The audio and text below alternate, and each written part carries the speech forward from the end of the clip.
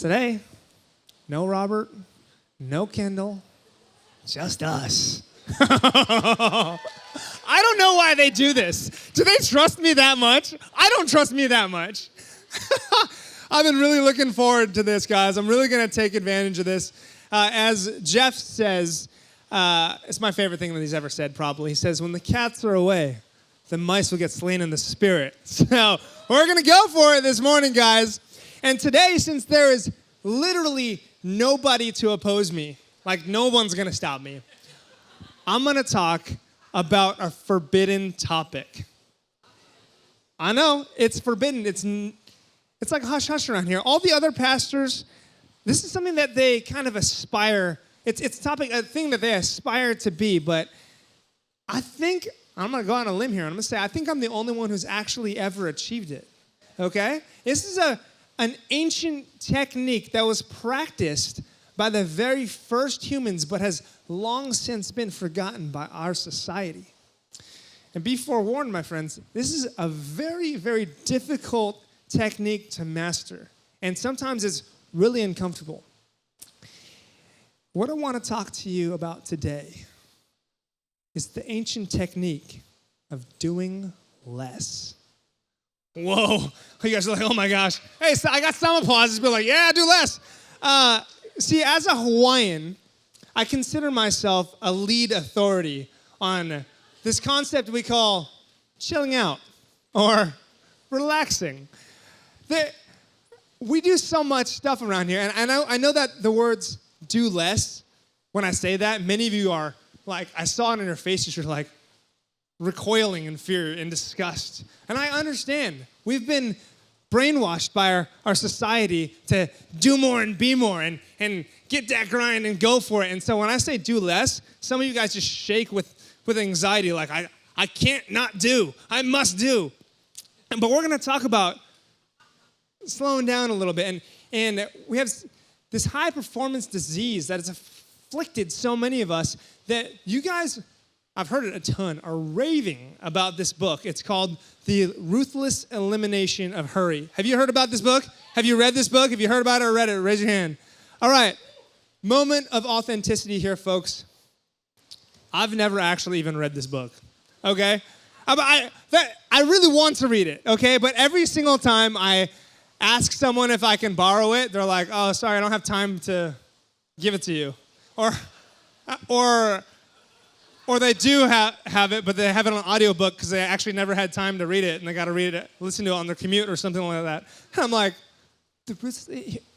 Selah, like people.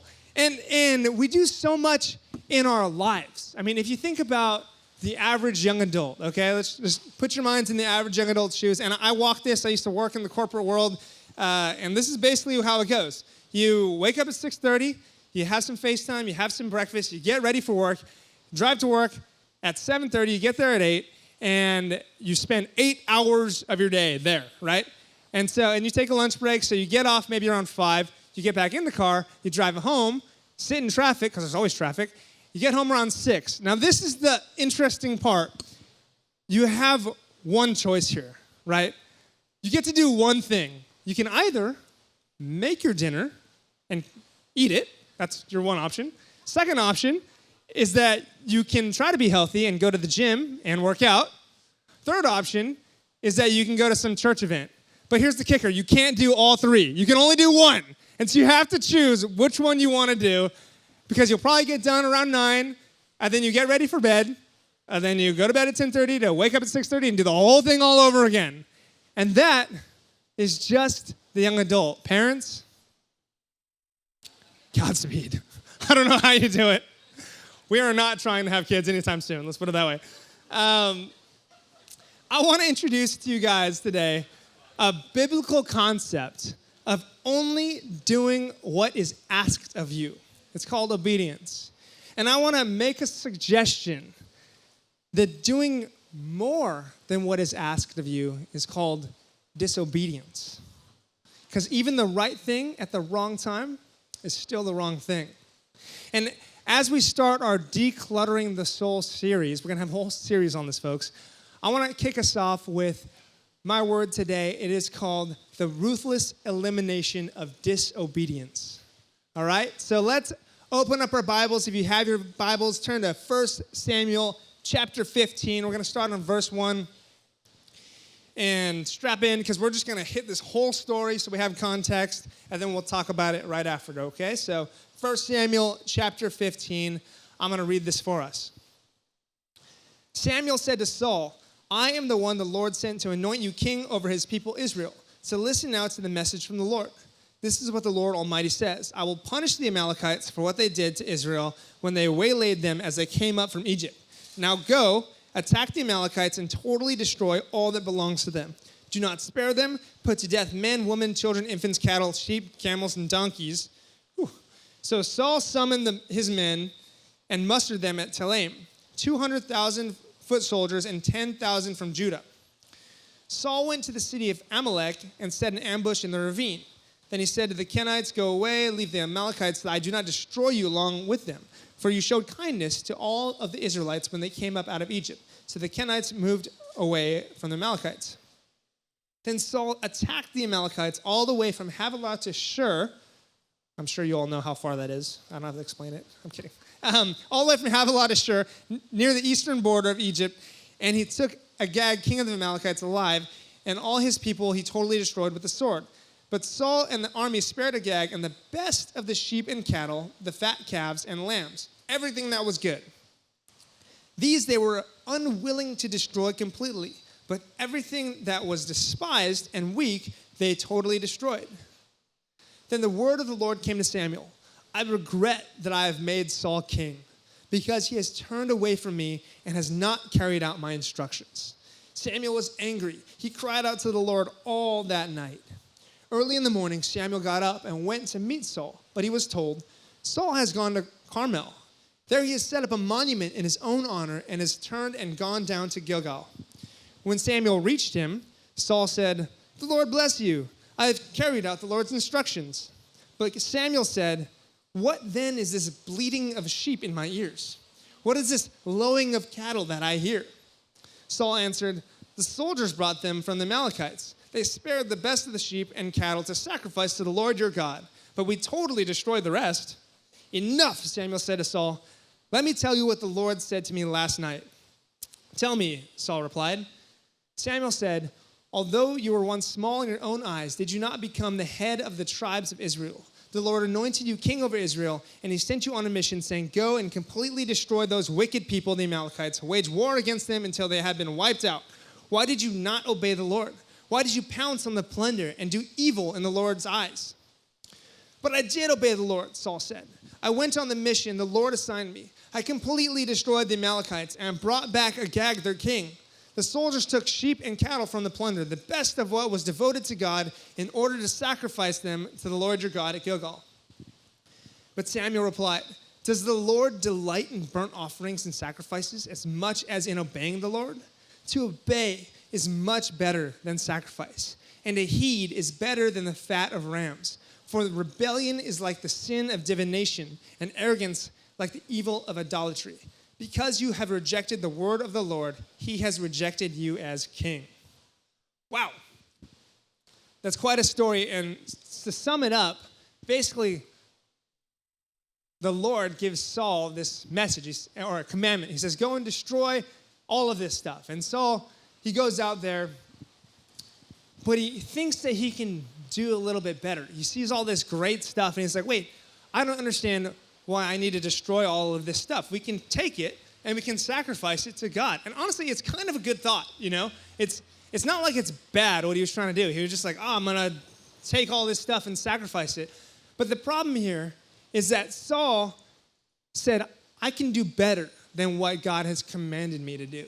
I can one-up him. And Saul goes beyond the boundaries of what God asked him to do. And the main word of God for you this morning, church, is this. And if you don't remember anything, remember this, write this down. Here it is. Your soul will become cluttered if you try to produce more than you're called to sustain. I'm going to say that one more time. Your soul will become cluttered if you try to produce more than you are called to sustain. And today I want to talk about 3 areas: calling, clutter, and character. And they all begin with C's because I'm a pastor, and I don't know when that happened to me, but I just have to have alliterations. I don't know what is going on. It's like a disease we catch. But let's talk about calling. Let's talk about calling, okay? When I talk about calling, many of us become intimidated because we think life calling, right? We think, oh my gosh, like calling is this grand thing, it's so scary. And although life calling is a real thing, I want to talk to you about what I call as momentary callings, okay? Because a life calling is made up of an accumulation of momentary callings. Here's an example. You might have a life calling to be in the military and to bring the gospel and the kingdom to the military. That is an incredible life calling that a lot of people in our church have, right? But your momentary calling for right now, God might be saying, I want you to go into the military, but first, I want you to do SOT, right? I want you to go through the school of transformation at your church. And that's a momentary calling for right now. That's part of the life calling because God knows your life calling is built upon the accumulation of being obedient to your momentary callings, okay? And so I like to think about momentary callings as where the Lord is leading me right now, in this moment. And so you look at Saul, and Saul had a life calling. His life calling was to be the king of Israel. But he also had a momentary calling. And that momentary calling was to destroy his enemies, right? It was a commandment from the Lord. And Saul was disobedient because he wanted to do more than what he was called to do. And I know that sounds backwards. We're brainwashed to think that more is always better. I bet growing up, your mom told you, go the extra mile. My mom definitely told me that. And although I believe in the heart of that statement, which is hard work is godly and wonderful and is glory to God, I think as humans, we've actually taken that concept way too far. I mean, I talk to so many people who brag about their 60-hour work week and how they haven't had a break since 2005, right? And we love to flaunt our grind. Like, oh yeah, I've been working 35 days this month. And I'm like, how'd you do that? But anyway, like, we love to flaunt all the hard work that we do. And even in the church, like, we feel like more is better.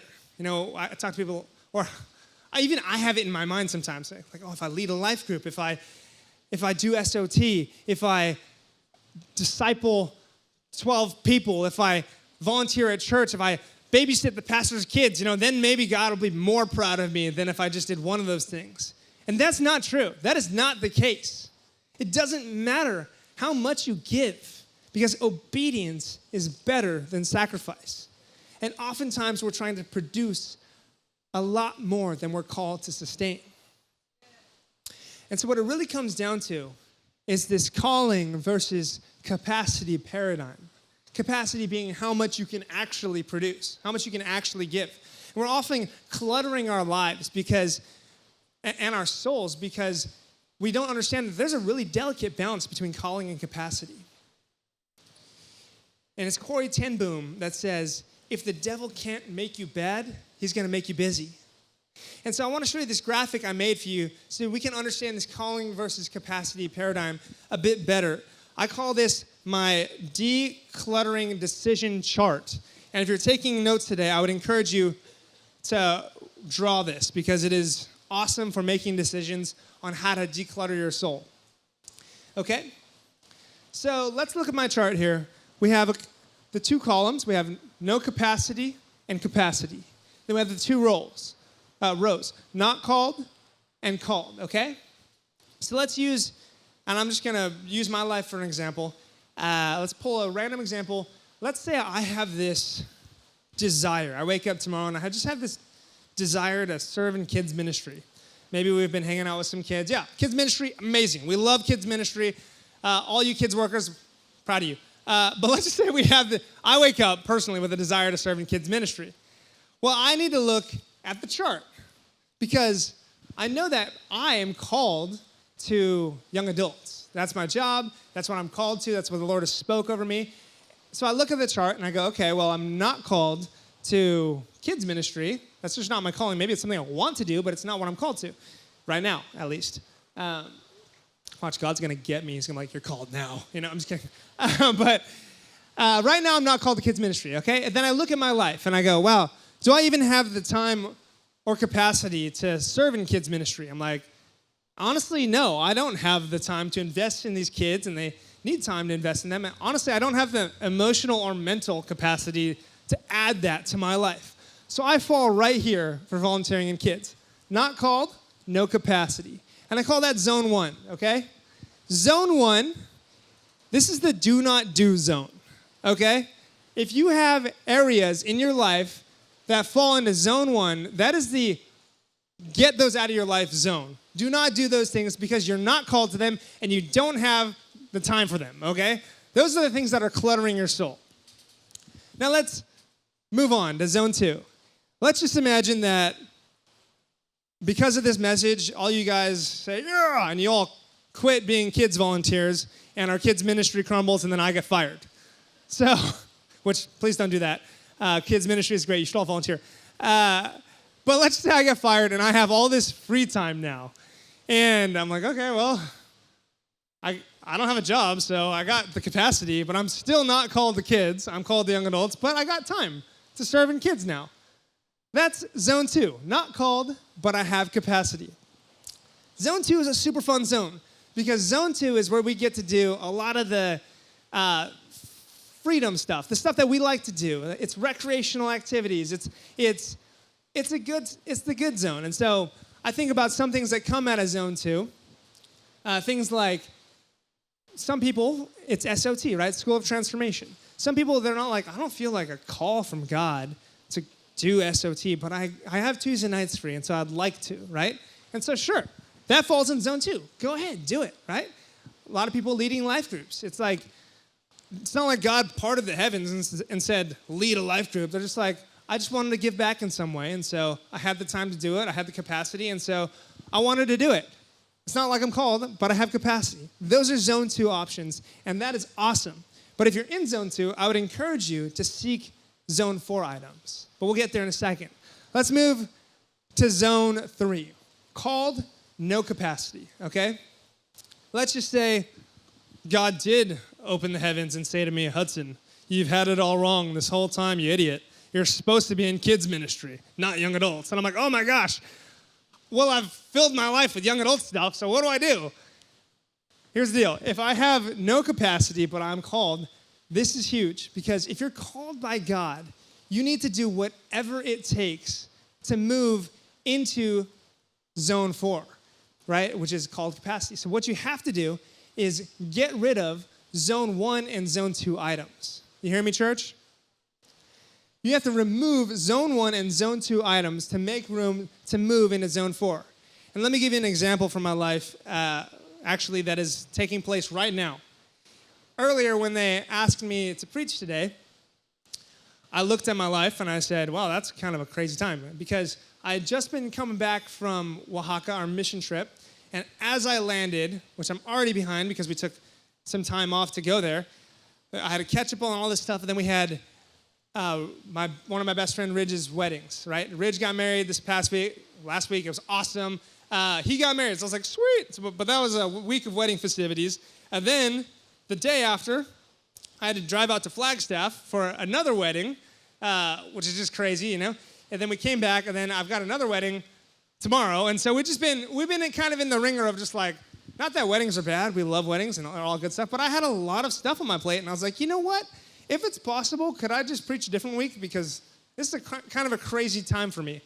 And the response was, well, we're all going to be gone, and the only other preaching pastor will literally just be getting back from a mission trip the day before, and he's also playing drums on Sunday. So you're the guy. I'm like, oh, man, I'm the guy. And so I had to look at my chart. I just go, okay, I know that I'm called to preach, but I don't have capacity. So what I need to do is eliminate zone 1 and zone 2 items. And so I said to Chloe, I said, all right, babe, clear this schedule. Like, we are not doing anything. I need to get my capacity back, right? And I know that this week I'm going to want to, because this is how I am. I just want to, there's a game night. I'm like, game night, I got to go. You know, there's something happening. I'm like, I got to go to that. I got to go to this, you know, like, and people are always doing fun stuff, and I always want to go. I said, babe, hold me back. Chain me down. I need my rest this week. I need my mental health. I need my emotional health to prepare a word for all peoples, right? And so I had to get rid of zone 1 and zone 2 items to move from zone 3 into zone 4, which is the decluttered soul. Y'all tracking? Yeah? Does that make sense? Okay, write this down because this is good. Zone 4 is a decluttered soul, and because of moving from zone 3 into zone 4, I actually had a great time writing this word, and I wasn't stressed out, and I felt minimal anxiety, so that was great. Amen. All right, so let's talk about clutter. Because I know when I mention clutter, a few of you are like, what does that even mean? Like, what is clutter in my life? And I love this because Samuel goes to Saul, and he says, what is this bleating of sheep in my ears? What is this lowing of cattle that I hear? And so basically he walks up to Saul and he goes, what's all this stuff? What's all this clutter? Like all of this shouldn't be here is basically what he's saying, right? And it's funny, I was tempted because the pastors aren't here to name my word today, get your bleat out of here, but I felt like that was a bad idea, so I didn't. But clutter is all of the things that you've added to your life that you want, but God has not given you, okay? Clutter is all the things you've added to your life that you want, but God has not given you. And there was a moment in my life where I may or may not have added unnecessary clutter to my soul. And I'll tell you this story. It's a fun story. If you don't know the backstory between my wife and I, here's a quick synopsis. The Lord told me that I need to marry her, and so I pursued her. We dated for 6 days, and then she broke up with me, and I was really sad. But then the Lord said, you're still supposed to marry her. So I said, okay, God. And so I prayed and fasted for a good portion, and then I waited for her for like 7 months until she was ready. And it was this crazy time. I preached on it once. You can go and look at it. But it was this crazy time where I'm like pursuing Chloe because I had a word from the Lord that I was supposed to marry her. And so this is in the middle of the being broken up stage, right? So this is in the middle of the 7 months. We are still not together. We're not talking at all, right? But Christmas comes around, and I go home for Christmas. I'm from Hawaii, and so I go back to Hawaii for Christmas. Well, come this Christmas, her family had all moved from Oklahoma to Hawaii, which is like 5 minutes down the street from my house, right? And so Chloe goes home for goes home for Christmas, which is now Hawaii. So I'm like, oh my gosh, I got to see her. Or, oh my gosh, I get to see her. I'm thinking, wow, this could be my moment, you know? And this is great because, you know, her brothers are some of my best friends, and we hang out all the time. Her family, I'm really close with her family. And so we're in Hawaii over Christmas and New Year's, and I'm thinking, you know, this might be my time to get her back, to win her heart again. You know, I'm thinking, we're going to be in close proximity. Maybe, anyway. So, you know, I have these kind of thoughts. And so her family invites me to this New Year's Eve dinner. And it's this dinner at this hotel. It's got like a bunch of people who come. There's like this big buffet. And there's this DJ with a dance floor. And I'm there hanging out with her family and her. And let's be honest, this DJ, not a good DJ, okay? Like, just not good. One of those DJs were like, just play a banger. You know, I don't know any of these songs. Like, I don't know what's happening here. And then, like, you got all these people at this hotel Christmas Eve or a New Year's Eve party, and all these people, there's like a bunch of drunk people, and they're just kind of standing around the dance floor, not dancing. They're just kind of like, you know, I'm like, there is no music that is making these drunk people want to move, you know? So I'm thinking, okay, dance floor's dead. I got to get this party started, right? It's New Year's Eve. We got to get this party going. And I'm thinking, you know what? I can dance. Like, I actually can. Now, this is a secret about me. I'm pretty good at partner dancing. There we go. We know someone. I'm pretty good at partner dancing. And so I'm thinking, I can dance and get this party going. I'm also thinking, this might be the opportunity, you know? This might be the moment to like really woo this girl off her feet, because Chloe's sitting there and I'm thinking, maybe I ask her to dance and just show her some of my moves. And so this really happened. I go up to her, I go, my lady, would you like to dance? And she's like, oh my gosh, yeah. And so I take her hand on this empty dance floor, and I'm just like, okay, let's get this party started. That's why I told her. I said, just to get the party started, you know? But secretly, I'm like, I'm going to get you, get your heart. So I get her, and I start spinning her around, right? We start doing all the moves. I'm dipping her. We're throwing her all around, right? And this is like, we're doing great. So much so that these drunk people are like, what's going on, you know? And they start gathering around the dance floor. I kid you not, this actually happened. They start gathering around the dance floor, and there's this crowd of like 30 people gathered around this dance floor watching us dance. And the next thing you know, they're pulling out their phones, and I'm seeing like camera lights, you know, like in my peripherals. Like, I'm like, people are recording this? People are taking photos, or like, and I'm spinning her still. I'm not really paying attention, but people are starting to record this and take all these photos. And the song ends, and as it ends, I drop her into one final dip, right? Just like perfectly on rhythm. And then all these drunk people are like, yeah! And they're going wild, right? They're like, oh my gosh, this is amazing! And they're freaking out. Like literally, the applause is rising. And I'm like, oh my gosh, we created a spectacle. Like everybody's watching us. I'm in the middle of this circle of drunk people, and they're all excited, and they're all screaming. And I'm like, oh my gosh, I don't really want to draw attention. I'm like, thanks everyone, you know, bye. You know, I'm trying to squeeze out of there. And then that's when it happens. I hear it from the back of the crowd somewhere, right? Someone just like, kiss her. I'm like, I heard that, but I'm gonna pretend like I didn't, you know?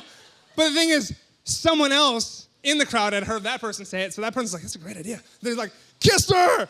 And then, so there's two people yelling, kiss her! And then soon enough, the crowd starts picking up on this, and they're like, yeah, kiss her! You know, and the entire crowd starts yelling at me, kiss her! Kiss her! And I'm like, oh my gosh, like, and then I hear someone right here say, kiss her! And I look over, it's her dad. I'm like, George, like, I'm not even dating her, like, and I'm like, oh my gosh, what do I do? And so I have this moment, and like, literally, time, like, you know, in those moments where time just kind of slows down, and you're like in this weird time warp, and people are like, kiss her, and you're like, all these thoughts are running through my head, and I'm like, the people, they want it.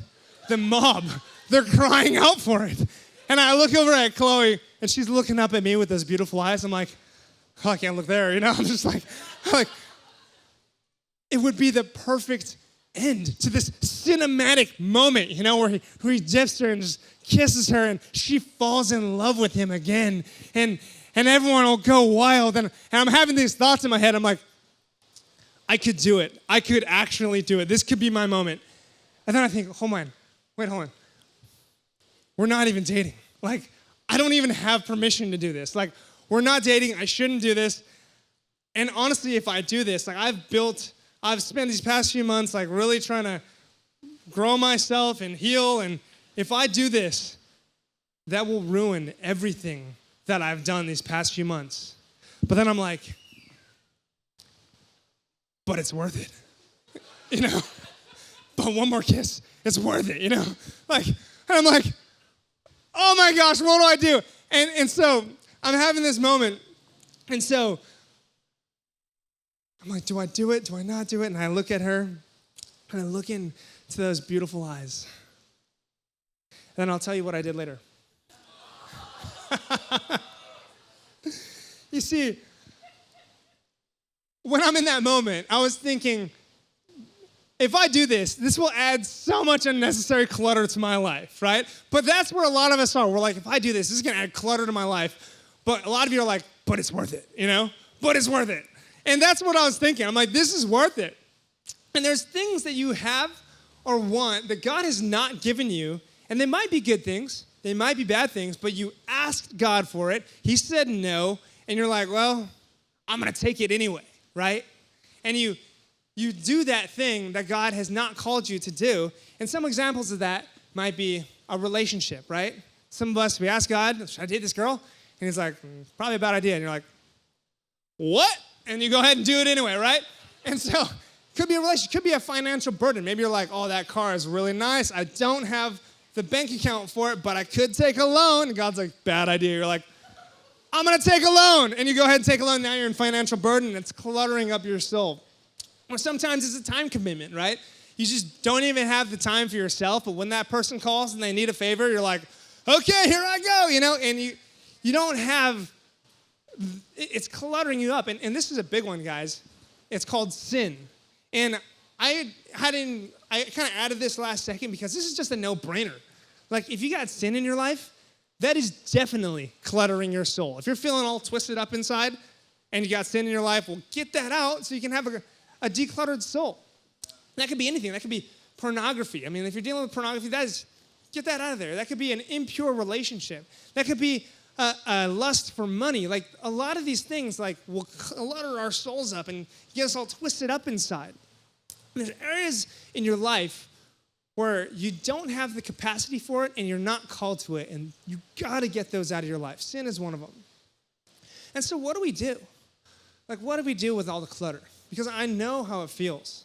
I mean, imagine being a pastor for a moment. Put yourself in my shoes and imagine being a pastor, because there's a lot of clutter where you're feeling like, oh my gosh, these people need me, Oh my gosh, my ministry needs me. I don't have time for myself. I don't have time for my mental health, my emotional health. There's always an emergency. And you end up cluttered. And that's a sermon for later, when your calling becomes your clutter. That's a good name for a sermon too, but I'm not going to preach on that today. But I'm going to say, how do we navigate this when you start feeling all this clutter in your life? And that is where character comes in. It's our third and final C word, character. Because you see, Saul lacked the character to step into his calling. You can see it right here. It said on verse 12, early in the morning, Samuel got up and went to meet Saul. But he was told, Saul has gone to Carmel. There he has set up a monument in his own honor and has turned and gone down to Gilgal. You see, Saul, he's like, I'm the man. I did it all, And he goes and he sets up this monument in his own honor, because Saul was not doing it for calling. He was doing it for clout. You know what I mean? And calling without character will create clutter. Calling without character will create clutter. I was meeting up with a young man some time ago, and he was expressing to me, he said, man, I feel God just pulling on my heart. Like he's calling me back. And this young man, he was dealing with a lot of sin. And he's just like, but I feel God pulling me back into the church, into a right relationship with him. But I can't let go I can't stop doing this sin. I'm stuck on it. And he was telling me this, and he literally says this, he says, I am so sick and tired of feeling sick and tired. And you see, he was called by God, but he lacked the character to step into that call, and that was creating clutter in his life. You guys seeing this? And some of you feel like that today. You're just like, I'm sick and tired of feeling sick and tired. And I want to encourage you, because there are a few things that we can do. There's a lot of things we can do, but I've only listed 3 of them that we can do, 3 areas of character that are really going to help us declutter our souls. And so the first area here is called faith. And I don't want to be cliche, but faith. I'm serious, guys. Faith. See, this is for people who deal with anxiety from a cluttered soul. I don't know if you're like me or not, but oftentimes your soul gets cluttered with all of the responsibility that you carry on your shoulders. And you start feeling anxious, and you start feeling like, I'm not at peace ever because I have all this stuff I have to do, and if I don't do it, it's gonna fail. It's not gonna happen. And that's where faith comes in, because when I'm in those moments, I sometimes forget to have faith in God that he's gonna take care of it. Like, I'm called to this, and God's gonna take care of it. Because sometimes I feel like my role is so important that he can't take care of it without me. In church, let's just say we are not so important that God needs us to do what he's going to do, right? He's going to take care of it. It's going to be okay. It's going to be good. If you have an area in your heart, in your soul, where you're just like, I feel so responsible, and God has called you to it, let it go. Do you think that that worrying about it can really stop him from getting it done? Like, if I got hit by a bus tomorrow, right, and all people's was left without a young adults pastor, I have so much faith that God can still bring revival to a young generation, right, without me. Amen? Like, he doesn't need me to do that. And I had faith in that moment where the crowds are going wild and they're chanting, kiss her, kiss her. And I'm thinking, oh my gosh, this is my moment to take my calling, right? To get this woman who God told me is going to be my wife, but maybe right now is not the best opportunity to do that. I had faith to look her in the eyes and say, thanks for the dance. I'm not going to kiss you. And turn around and walk away. Because I had faith that God could still work all things together to make her into my wife. And he did. Amen. Even though there was that moment where I felt like I could take it for myself, right? I had faith that God was going to do it how he was going to do it. Because God says that obedience is better than sacrifice. And we need to have faith that God can do so much more with our little piece of obedience, with our little yes, that we can do with all of our efforts combined. Deuteronomy 3:22 says, do not be afraid of them. The Lord your God himself will fight for you. And this is something I always have to land on when I'm dealing with this. When I'm planning some young adult event or service, I got to say, declutter your soul, Hudson. Like, God's going to take care of it. Go out and get hit by a bus because God's going to take care of it, you know? I'm kidding. I'm not going to do that. The second piece of character is this: establish boundaries. And it takes great character to establish boundaries in your life. I just want to tell you that this is difficult to do, and it takes character to do it. I want to ask you a question that Jeff asked me once. It's so funny. You know Jeff. He's got all these questions. And so I'm standing there in the church. I'm in the church kitchen with my coffee and my bagel. And Jeff, in good old Jeff fashion, comes up to me, looks at me, and goes, would you ever kill anyone? I'm like,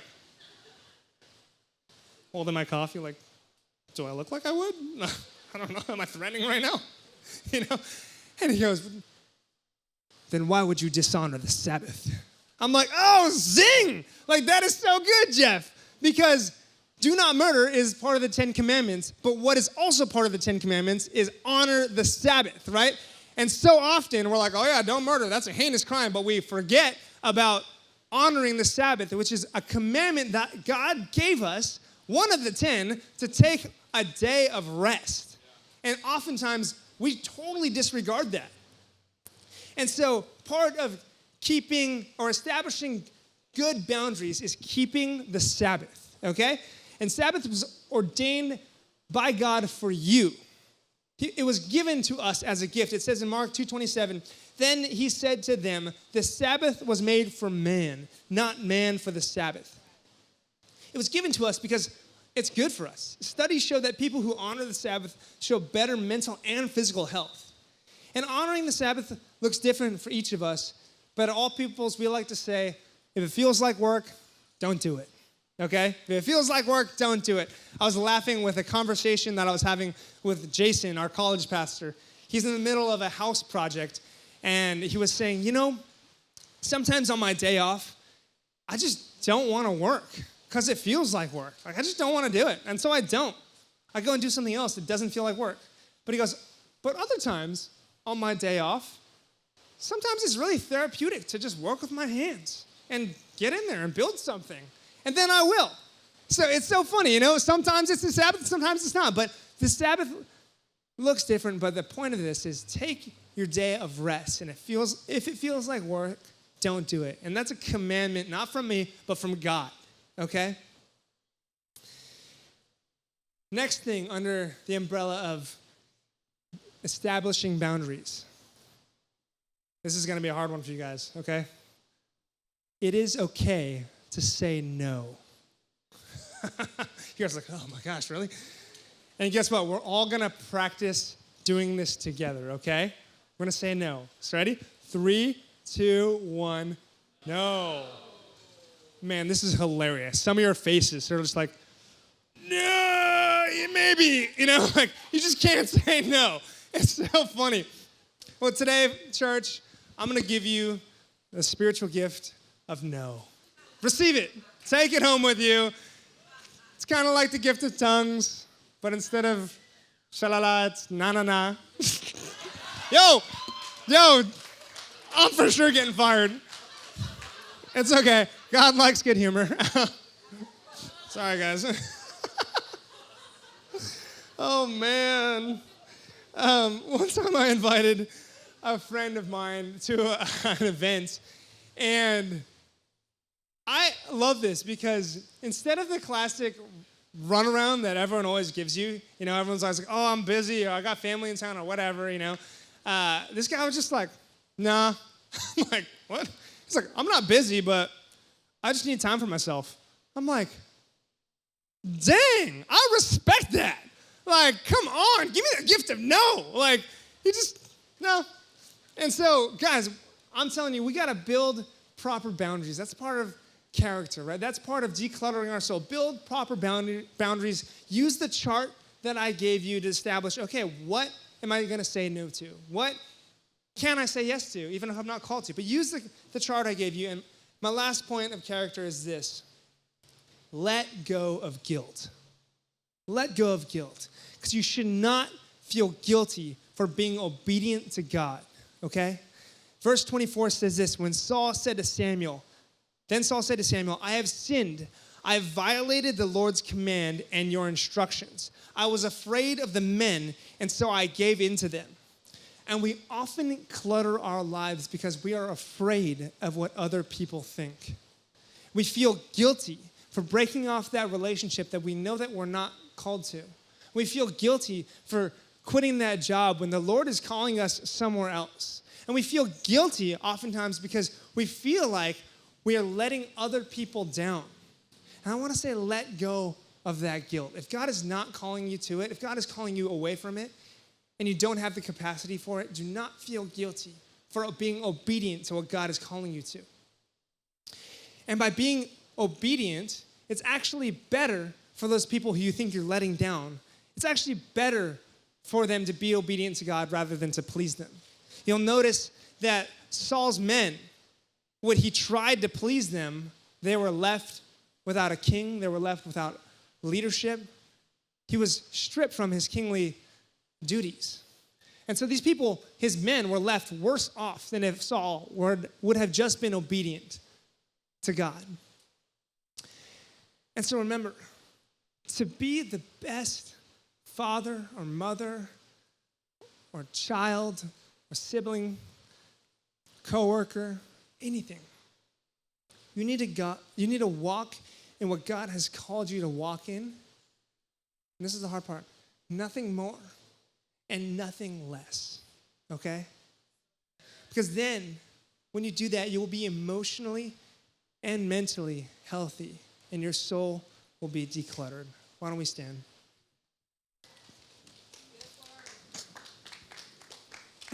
Applaud for doing less.